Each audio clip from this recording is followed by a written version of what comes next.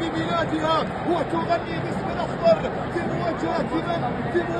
المرشح الأبرز وفي مواجهة المرشح للفوز بالمونديال وفي مواجهة ليونيل ميسي ورفاقه هنا في أرضية استاد لوسيل وعلى هذا الملعب وفي هذا اللقاء. لا هدف في المباراة الأول من علامة الجزاء ليأتي الرد بعد ذلك في الجانب المقابل وبهدفين، أولا بإخلال صالح وبعد ذلك عن طريق سالم ليتقدم الأخضر ويسجل الانتصار حتى هذه اللحظة هنا في هذا اللقاء أمام المنتخب الأرجنتيني في استاد لوسيل. الاستعادة على الملايين